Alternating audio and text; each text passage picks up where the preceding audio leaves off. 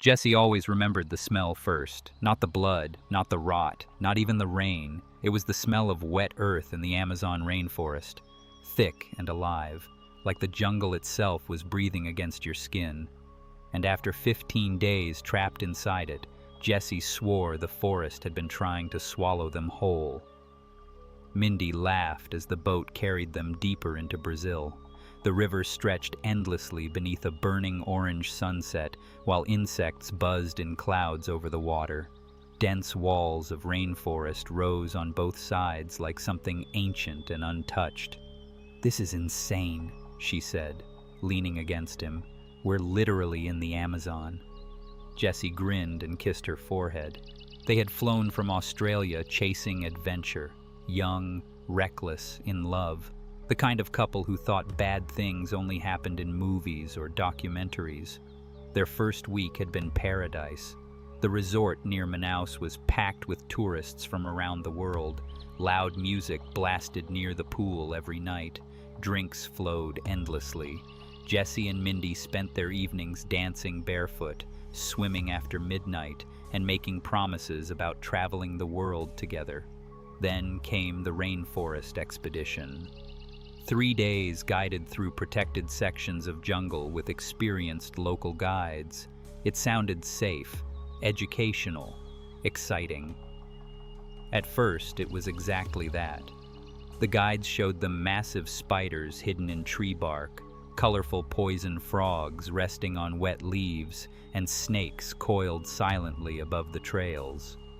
They learned which plants could heal wounds and which could stop your heart in minutes. The jungle fascinated them, terrified them, excited them. Everywhere Jesse looked, something was moving. Branches shook overhead. Strange birds screamed in the distance. Swarms of insects drifted through shafts of sunlight like living smoke. The forest never truly went silent, not even once. By the 3rd day, Jesse and Mindy became too comfortable. That was the mistake. They kept drifting from the group, sneaking behind trees to kiss, laughing, exploring small areas away from the trail before jogging back to the others. The guides warned them repeatedly. "Stay where we can see you," one of them told Jesse firmly. "People disappear out here." Jesse nodded, then ignored the warning anyway, because they were young, because they thought they were smarter than danger. That afternoon, they wandered farther than usual. Mindy had spotted bright blue butterflies near a clearing, and the two followed them deeper between the trees. Jesse remembered how beautiful she looked standing there beneath the canopy while sunlight broke through the leaves around her. For a moment, the jungle felt magical. Then they realized the tour was gone. The voices disappeared first. No footsteps, no guides, no movement, just the endless drone of insects. Jesse frowned. They're probably just ahead. But they weren't. The couple searched in widening circles. Nothing. No trail, no voices, no signs of human life whatsoever. Only trees. Thousands and thousands of trees. As panic slowly crept in, Jesse noticed the sunlight beginning to fade. Night was approaching. Fast. "We need to find them now," Mindy whispered. For the first time since arriving in Brazil, Jesse felt genuine fear. Darkness in the Amazon was unlike anything Jesse had ever experienced. The jungle transformed. Daytime sounds disappeared, replaced by noises that sounded wrong, unnatural, predatory. Shrieks echoed somewhere far away. Branches cracked in the darkness. Buzzing insects swarmed around their faces. Mosquitoes descended in clouds.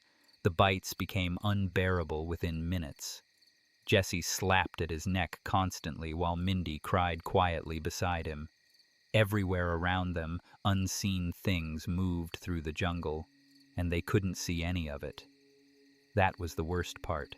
The forest felt alive at night, watching them, closing in. They didn't sleep. How could they? Every few minutes, some horrifying sound erupted nearby. A guttural growl, rustling leaves, something splashing through water in the dark. At one point, Jesse heard what sounded like screaming deep within the trees, human screaming. Then it abruptly stopped. Mindy buried her face into his chest, trembling violently. "We're going to die out here," she whispered. Jesse lied. "No, we're not." But even then, he already feared she might be right. The next morning, they searched again. No tour, no guides, no trail. Nothing. Hours passed beneath brutal humidity. Their clothes clung to their bodies. Sweat poured endlessly from their skin. The mosquitoes never stopped biting. By the third day, hunger became unbearable. They drank from muddy rivers despite knowing it was dangerous. They ate insects, tiny grubs, beetles, anything they could force themselves to swallow. Sometimes Mindy vomited immediately afterward. Other times Jesse did. Their stomachs twisted constantly.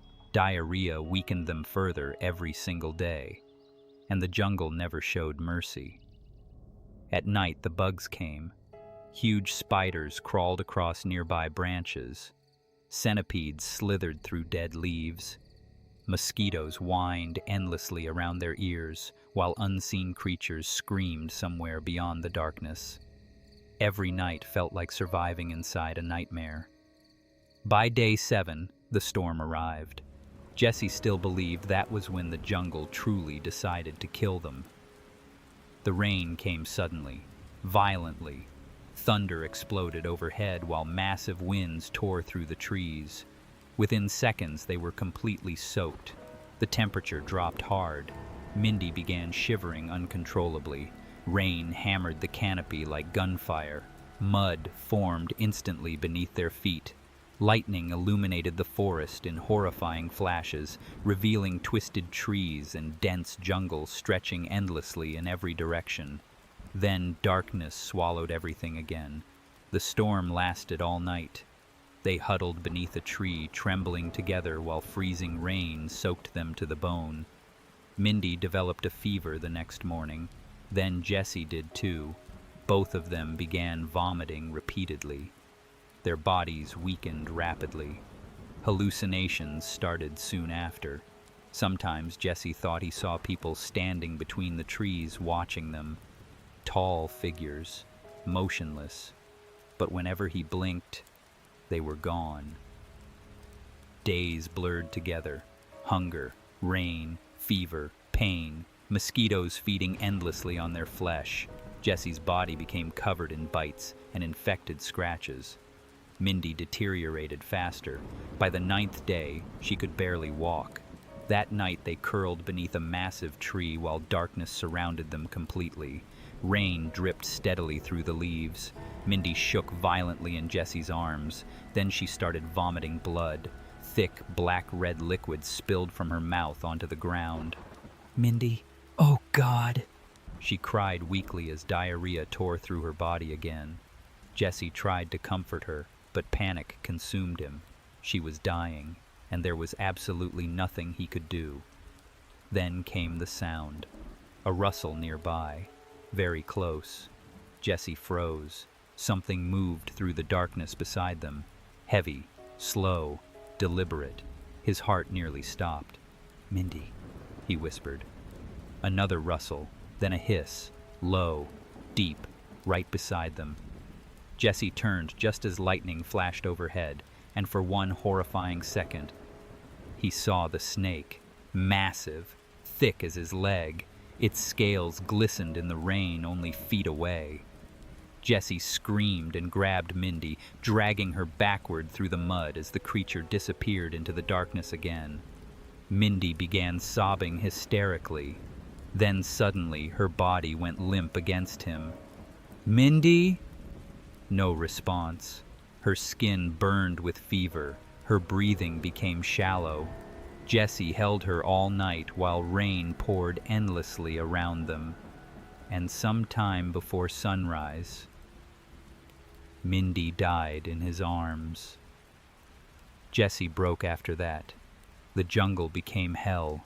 Pure hell.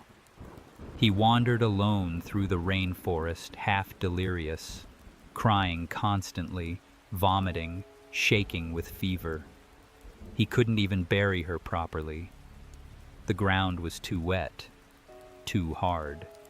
So he left her beneath the tree, and the guilt destroyed him.